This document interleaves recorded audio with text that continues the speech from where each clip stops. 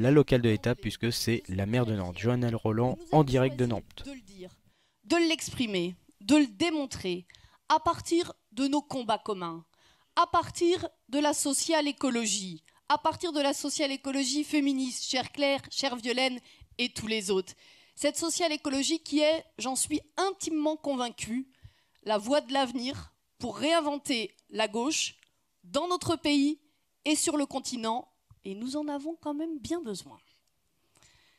Alors oui, notre destin commun, il est traversé par des urgences.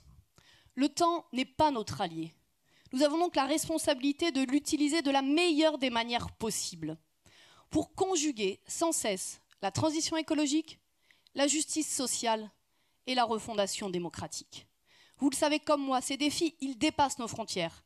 C'est pour cette raison qu'il est fondamental pour nous de lutter contre cette logique toxique qui viserait à laisser seuls en tête-à-tête les populistes et les ultralibéraux dans un tête-à-tête aussi exclusif qu'inefficace parce qu'au final, il leur laisserait les mains libres, ou presque, pour ne rien faire, ou presque, face à ces urgences.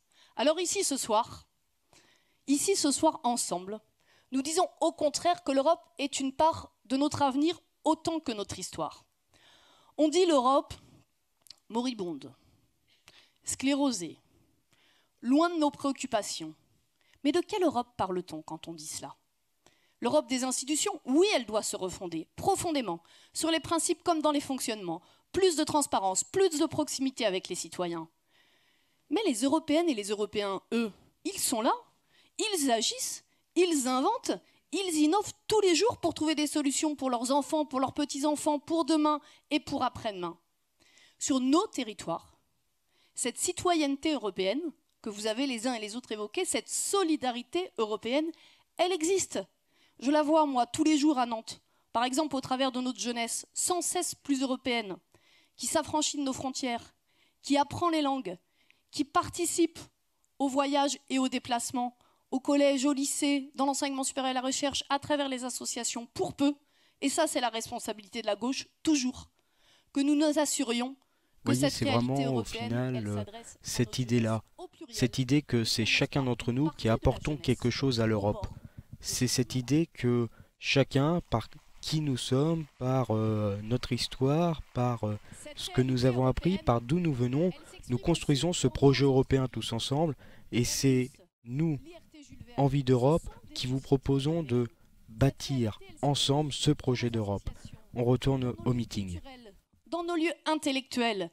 L'Institut d'études avancées de Nantes, le lieu unique, Stéréolux, le Grand T, l'Europe des idées et l'Europe de la culture, elle vit. Oui, à Nantes, on aime l'Europe, à Nantes, on vit l'Europe, à Nantes, on fait rayonner l'Europe sur le territoire.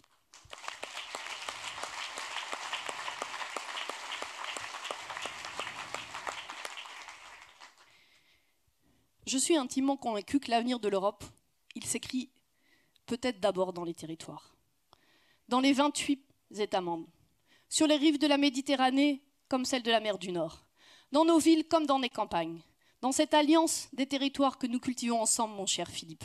Chaque jour s'inventent des solutions aussi concrètes qu'imaginatives pour trouver des réponses à la transition écologique, sociale et démocratique, pour trouver des réponses aussi aux grands défis des solidarités, qui est l'essence même de la gauche, et notamment sur l'épineuse question des migrants. Les maires allemands ont fait la démonstration en 2015, en accueillant 1,5 million de personnes, que l'Europe pouvait agir efficacement sur ce sujet. Des maires italiens, des maires espagnols, des maires grecs ont eux aussi ouvert cette voie pour éviter que la Méditerranée se transforme en cimetière. Et à Nantes, nous avons également fait le choix de faire vivre l'hospitalité et la fraternité. À l'automne, avec mon équipe municipale, nous avons pris la décision de mettre à l'abri 700 demandeurs d'asile, exclusivement sur les moyens municipaux.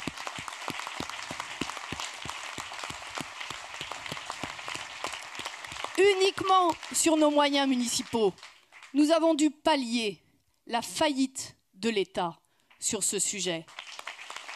Nous l'avons fait par cohérence avec nos valeurs. Nous l'avons fait par fidélité avec l'histoire de la gauche. Nous l'avons fait par respect de la dignité de ces hommes et de ces femmes. Et oui, on parle actuellement des migrants, car n'oublions pas quand même quelque chose, un épisode marquant. La transition écologique. Nantes, Glasgow, Stockholm, Copenhague et bien d'autres inventent tous les jours des chemins, ouvrent des voies pour lutter contre la précarité énergétique et alimentaire, pour lutter contre l'étalement urbain et éviter qu'on vienne grignoter les espaces naturels et agricoles, pour soutenir l'économie sociale et solidaire, 13% des emplois privés sur notre territoire, pour inventer l'économie circulaire et les emplois délocalisables, durables et de qualité qu'il y a demain. Alors oui, nous sommes européens et nous voulons le rester.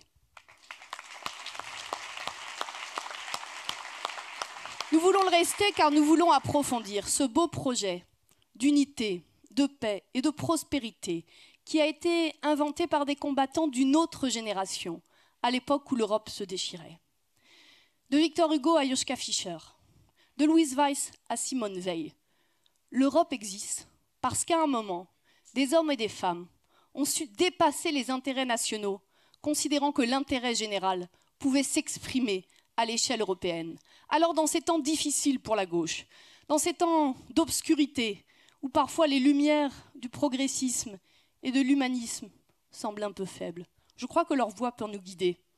Leur voix peut nous guider pour nous rappeler que le projet que nous voulons, ce n'est pas un projet marchand, c'est un projet social, un projet humaniste, un projet démocratique, un projet politique et qui s'assume comme tel, un projet d'avenir. L'Europe des solutions, l'Europe des transitions, elle existe sous nos yeux, elle est là, avec les acteurs économiques, les acteurs culturels, les acteurs syndicaux, les citoyens qui se sont emparés aujourd'hui de ces sujets. Oui, cette Europe, elle existe. Et ce soir, nous voulons dire que nous avons besoin, bien sûr, mais aussi envie d'une Union européenne qui remette le citoyen au cœur du projet. Et pour cela, nous avons besoin de combattants, d'une nouvelle génération, d'un nouveau genre, qui défendront haut et fort ce message au Parlement. Nous avons besoin de députés qui vont défendre l'égalité réelle, en mettant la transition écologique d'abord, au service de la lutte contre les inégalités, au service de la lutte contre la précarité, au service de la lutte contre la pauvreté. Oui, nous pouvons agir, tu l'as évoqué, la question du changement de modèle, la question du changement d'échelle. Comment on passe de cette politique agricole à une politique agricole et alimentaire commune? Ça change tout. Comment on fait le choix ou pas d'investir massivement dans la transition écologique? Le pacte climat que nous défendons, climat, finance, biodiversité, qui doit nous permettre de diviser par 2 les émissions de gaz à effet de serre. Mieux pour la santé, mieux pour le quotidien.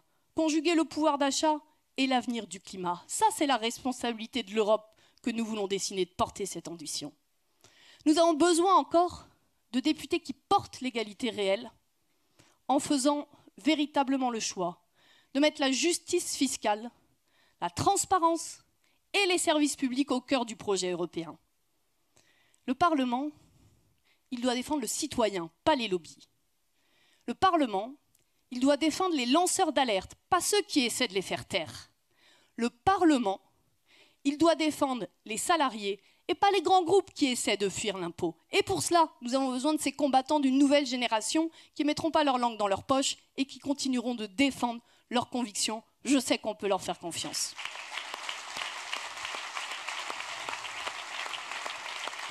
Nous avons besoin, nous avons besoin de députés qui vont se battre concrètement pour l'égalité réelle en mettant la lutte contre les discriminations au cœur de leur action de tous les jours. Ne jamais transiger sur nos valeurs, être fiers de nos valeurs, avoir la tête haute quand on parle des valeurs qui font qu'on est un homme et une femme de gauche et écologiste et féministe. Oui, lutter contre l'homophobie, contre le racisme, contre l'antisémitisme. Ce n'est pas faire des grandes déclarations, ça se traduit chaque jour dans notre action. C'est fondamental, on a besoin de nos députés demain pour cela. Et puis enfin, nous avons besoin de nos députés européens pour repenser profondément la politique migratoire. Vous aurez compris qu'à Nantes, ce sujet nous tient à cœur, parce que je crois qu'il parle d'abord de nos valeurs. Mais les valeurs, elles sont notre guide, mais elles ne suffisent pas. Il faut des propositions, il faut des actions.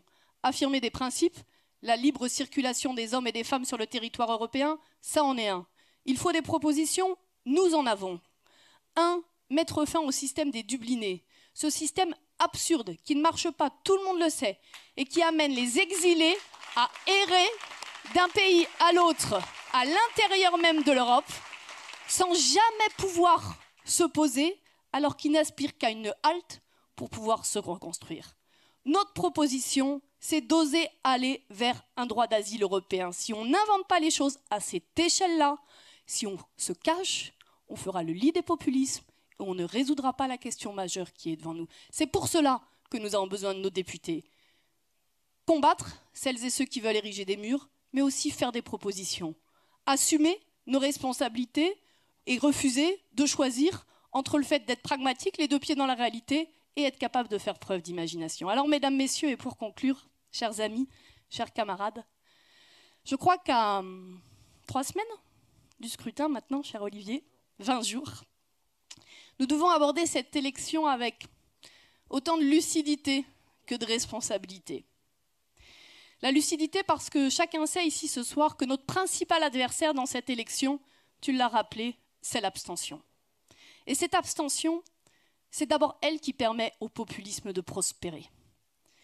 Viktor Orban, Vox, l'AfD et bien d'autres donnent des ailes à M. Bardella et ses amis. Ils s'imaginent déjà pouvoir imposer leur logique de repli sur soi et de haine des autres. Alors la lutte contre l'abstention doit être notre première motivation. Lucidité encore face à ceux qui voudraient nous faire croire qu'ils vont inventer l'Europe de demain avec les recettes d'hier. Et encore, je devrais dire d'avant-hier, parce qu'en disant hier, je suis sympa. Je pense à M. Bellamy, avec son conservatisme identitaire genre bon teint, mais qui ne change pas 1 millimètre au fond extrêmement grave qu'il y a derrière. Je pense à Madame Loiseau, avec un ultralibéralisme profond qui, lui, est rhabillé de progressisme. Ne nous y trompons pas, ces vieilles recettes ne feront jamais l'Europe de demain.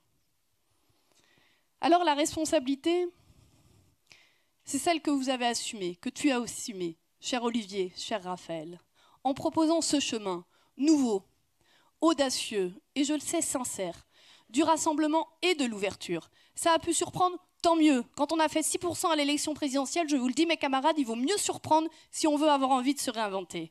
Alors je le dis ce soir.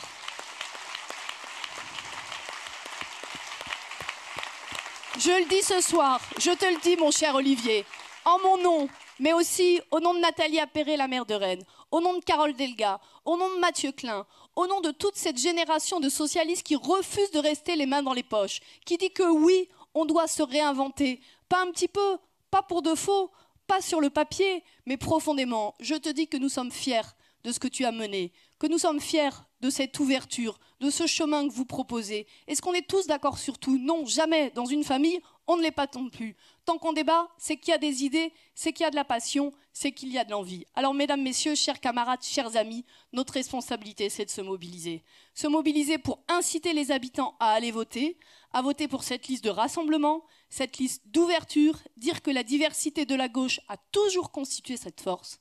Ce soir, vous avez, Violaine, Christophe, Féric et tout à l'heure, Olivier et Raphaël, parlé de ce projet d'Europe, de cette envie d'Europe, à partir de ce que vous êtes, à partir de ce que vous faites, à partir de combats, pour certains, parfois anciens.